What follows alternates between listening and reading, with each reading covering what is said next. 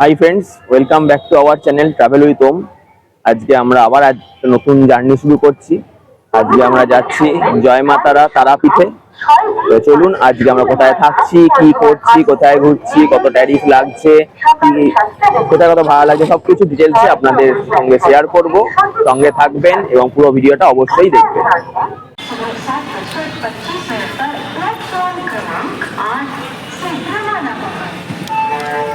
For the kind attention of the passengers, train number 35013 Akorkumar Pata local will depart at a scheduled time at 7 hours. আমরা আপনার সুবিধার জন্য এইখানেতে সমস্ত ট্রেনের time table এবং তার কত কি ভাড়া সব কিছু আপনাদের লিখে দিলাম। আপনারা একটু পজ করে সেগুলোকে দেখে নেবেন।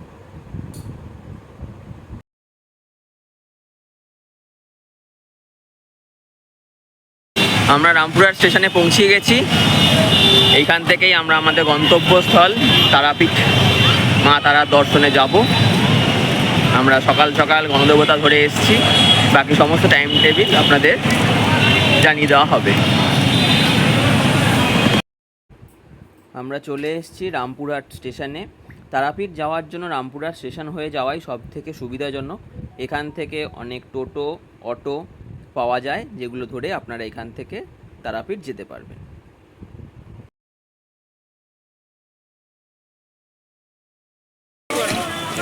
আমরা এখানে এসে টিফিন করছি। 3টে করে পরোটা, প্লেট সিস্টেম, 30 টাকা করে প্লেট। 3টে পরোটা, ঘুগনি, স্যালাড দেওয়া আছে। খারাপ নয়, বেশ ভালোই, টিফিনের জন্য ঠিক আছে।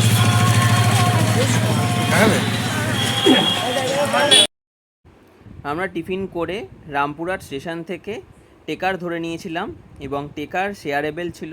পার হেড 40 টাকা করে টেকার নিয়েছিল এবং আমাদের তারাপীঠ পৌঁছাতে রামপুরহাট স্টেশন থেকে মোটামুটি 30 থেকে 35 মিনিট টাইম লেগেছিল।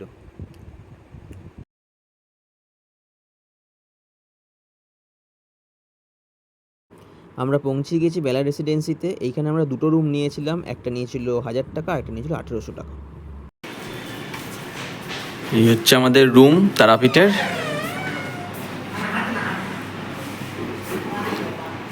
চার্জিং পয়েন্ট আছে, ওয়ার্ড্রপ আছে, টেবিল আছে, ট্রিপল বেড,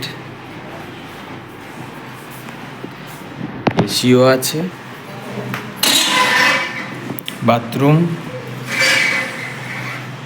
বাথরুমে গিজারেরও ব্যবস্থা আছে।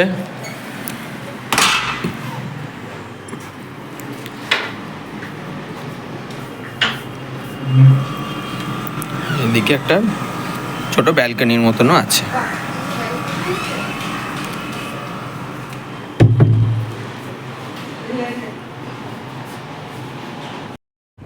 আমরা হোটেলে ঢুকে একটু ফ্রেশ হয়ে তারপর আমরা বেরিয়ে পড়েছিলাম সাইট সিন করতে। আমরা চলে এসেছি ইস্কন মন্দিরে। এখানেই আমাদের দুপুরে খাওয়া দাওয়ার ব্যবস্থা করা হয়েছে। এটা এন্ট্রি গেট, সামনে প্রসাদের কাউন্টারও আছে। এই মন্দির সবই আপনাদের ঘুরে দেখাবো, চলুন যাওয়া যাক। আমরা ইস্কনে গিয়ে মহাভোগ খাবো বলে গেছিলাম, কিন্তু মহাভোগ লিমিটেড ছিল, তাই আমরা মাত্র 2টো কুপন পেয়েছিলাম।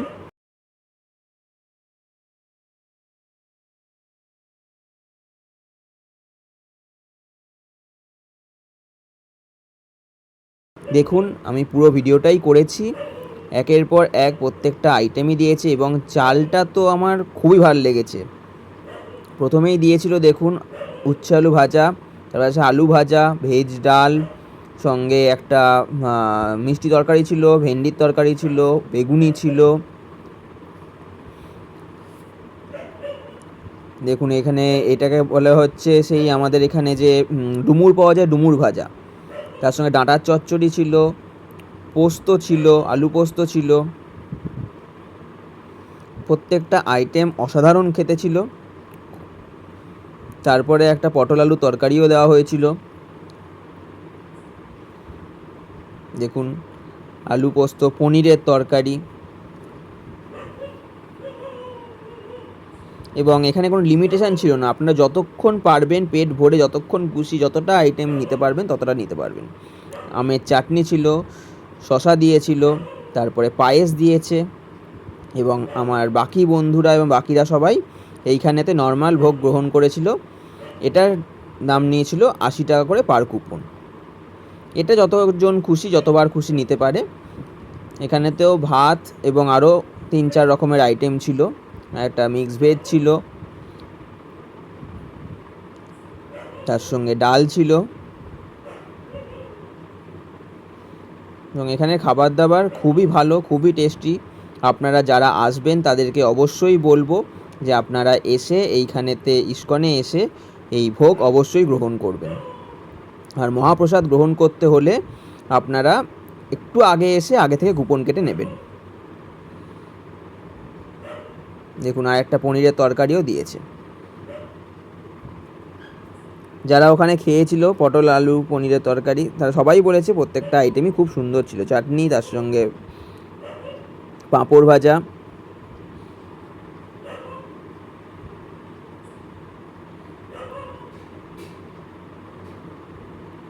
এবং শেষ পাতে পায়েস। আমরা এখন খেলাম ইস্কনের মহাপ্রসাদ। অনেক ধরনের আইটেম, খুব কম করে হলেও 22 থেকে 25 রকমের আইটেম দিয়ে মহাপ্রসাদ, যার দাম 150 টাকা করে। তবে এটা আগে থেকে বুকিং করে আসতে হবে এখানে এটা খাওয়ার জন্য। এইটা হচ্ছে ইস্কনের মন্দির, এখন গেট বন্ধ আছে।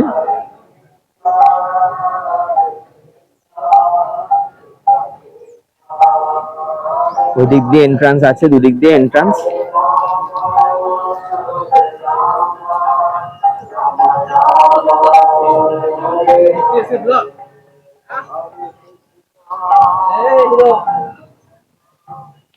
এটা হচ্ছে প্রবেশদ্বার। আর এই ওপরেও প্রসাদ কক্ষ আছে দেখতে পাচ্ছেন, এখানেও প্রসাদ কক্ষ আছে। খুব সুন্দর ব্যবস্থা, সমস্ত কিছু আপনারা এখানে আসলে আপনাদের কোনো প্রবলেম হবে না। দেখুন জেন্টস টয়লেটও লেখা আছে, একদম কোথায় যেতে হবে সবকিছু একদম খুব সুন্দরভাবে গাইড করা আছে। এবং মন্দিরও খুবই সুন্দর। তারাপীঠ আসলে অবশ্যই বলবো আপনারা ইস্কন মন্দির একবার ঘুরে যাবেন, এখানে ভোগ অবশ্যই গ্রহণ করবেন। সুন্দর ফুল লাগানো আছে, ফুলের বাগান সামনে দেখতে পাচ্ছেন, গাছে কাঁঠাল ধরে আছে। এখানে থাকারও ব্যবস্থা আছে, সেটা আপনারা এখানে ফোন করে জেনে নেবেন, কথা বলে নেবেন।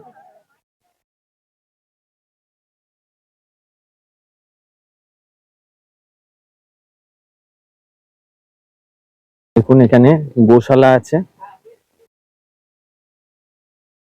কত বড় বড় গরু।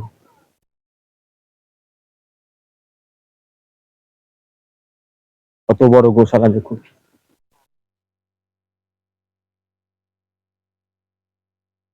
এটা হচ্ছে ব্রহ্মচারী আশ্রম।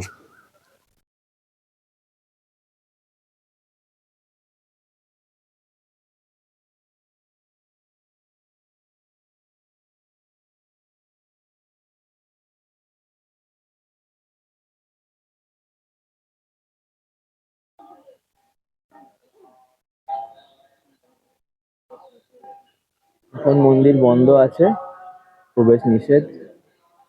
আবার হয়তো বিকেলের দিকে আবার হয়তো খোলা হবে।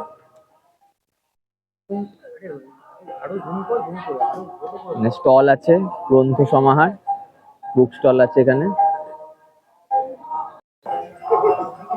বিচন্দ্রপুরের ইস্কন মন্দির আমাদের খুবই ভালো লেগেছে, আপনাদেরও বলবো অবশ্যই আসুন, ইস্কন মন্দির দর্শন করুন, এখানে প্রসাদ গ্রহণ করুন। এবং থাকার ব্যবস্থা এখানে আছে, এখানে ইস্কনের নাম্বারে আপনারা ফোন করে এখানে থাকার ব্যবস্থা আপনারা অ্যারেঞ্জ করতে পারেন।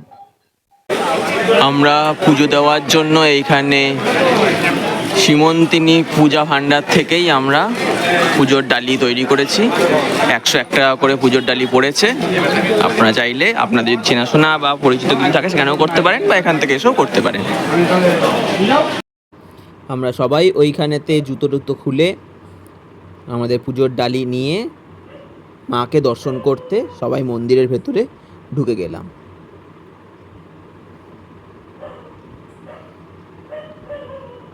ভীষণই ভিড় ছিল এবং আমাদের খুবই ভাল লাগছিল ওখানে গিয়ে। একটা আলাদাই মাধুর্য এবং একটা আলাদাই স্যাটিসফ্যাকশান সবাই ফিল করে, আমরাও সেরকম ফিল করেছিলাম ওখানে গিয়ে। আপনারাও এসে আপনাদের কেমন লেগেছে, আপনারা যদি তারাপীঠ ভ্রমণ করে থাকেন সেটা অবশ্যই আমাদের কমেন্টে লিখে জানাবেন।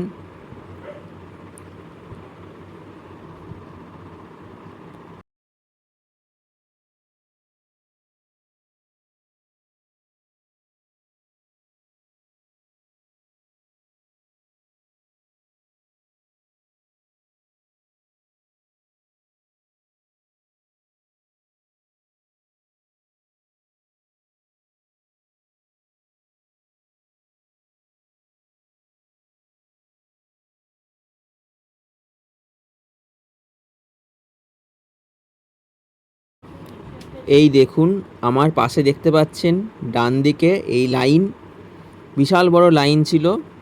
এই পুরো লাইন দিয়ে আপনাকে মায়ের দর্শন করতে হতো, কিন্তু যেহেতু আমাদের সঙ্গে ওম গেছিল, আমরা এত বড় লাইন দিয়ে মাকে দর্শন করতে পারবো না। তাই জন্য আমরা, যেই পুরোহিত মশাই আমাদেরকে নিয়ে গেছিলেন তিনিই ভেতর থেকে আমাদের পুজো দিয়ে দিয়েছিলেন এবং আমরা বাইরে থেকেই মায়ের দর্শন করেছিলাম।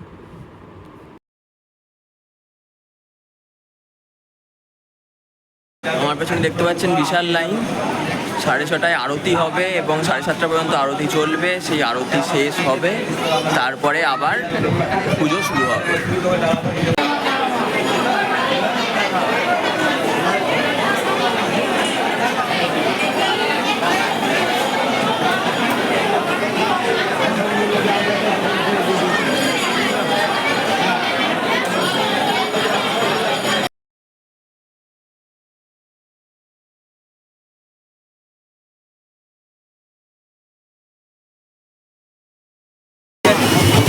আমরা এখান থেকে রাতের জন্য চিকেন নিলাম।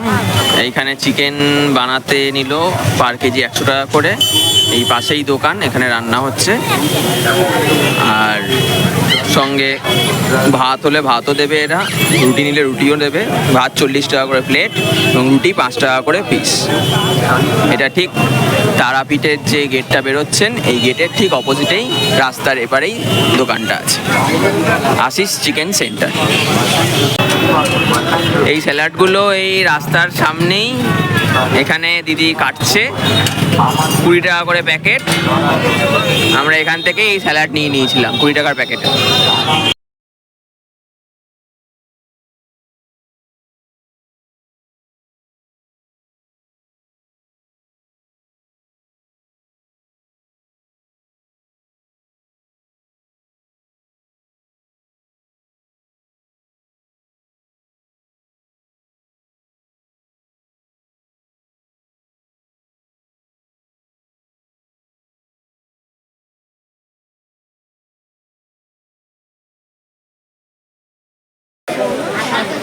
এই আমরা শ্মশানে ঢুকলাম, শ্মশানের এন্ট্রান্স।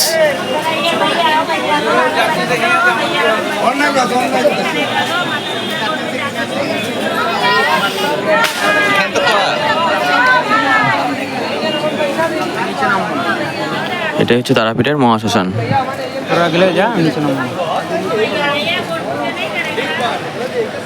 আপনারা চাইলে ভেতরে ঢুকে দেখতেও পারেন, পুরোটা ঘুরে দেখতে পারেন। ভেতরে একটা মন্দিরও আছে।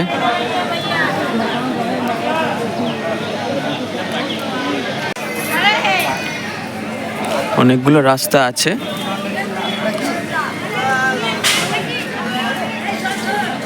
তবে এখানে খালি পায়ে যেতে হবে, সবাই জুতো খুলে খালি পায়ে আসছে।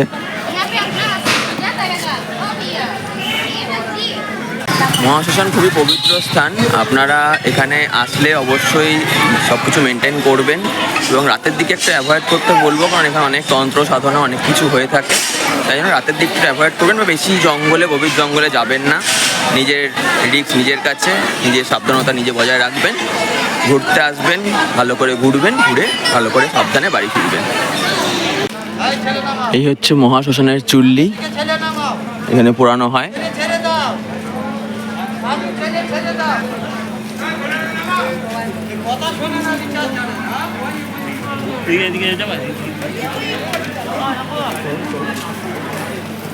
শ্মশান বিশাল বড় এরিয়া নিয়ে, জঙ্গল পেছন দিকে পুরো। বারবার বলবো যে এখানে নিজস্ব সাবধানতা নিজে বজায় রাখবেন, কারোর কোনো কিছুতে পা দেবেন না। অনেকে অনেক কিছু বলবে, এখানে অনেকে তন্ত্র সাধনা করেন, সেহেতু কোথাও যাবেন না, যেখানে মানুষজন আছে সেরকম জায়গাতেই থাকবেন, সেরকম জায়গাতেই ঘুরে বেড়াবেন, সেরকম জায়গায় দেখবেন, ঘুরতে এসে আনন্দের সঙ্গে ঘুরে বাড়ি যাবেন সবাই। আমরা এখান থেকেই প্যারা নিলাম, দু ধরনের আছে, কড়া পাক এবং নরম পাকের। কড়া পাকটার দাম 420 টাকা করে কেজি, আর নরম পাকটা 360 টাকা করে কেজি। আপনারা এখানে ঘুরে, সব জায়গা থেকে ঘুরে আপনারা দেখে শুনে নিতে পারেন, যেখানে আপনাদের পছন্দ হবে সেখান থেকে আপনারা নেবেন। আমাদের তারাপীঠের জার্নি আজকে শেষ, আমরা বাড়ি ফিরবো। ইন্টারসিটি ধরবো আমরা, 3:30 ইন্টারসিটি রামপুরহাট থেকে ধরে বাড়ি যাব। কেমন লাগলো ভিডিওটি অবশ্যই কমেন্টে লিখে জানাবেন। যারা এখনও চ্যানেলটিকে সাবস্ক্রাইব করেনি অবশ্যই সাবস্ক্রাইব করে পাশে থাকা বেল আইকনটি ক্লিক করবেন, আর আরও এখন নতুন ভিডিও দেখার জন্য সঙ্গে অবশ্যই থাকবেন। ধন্যবাদ।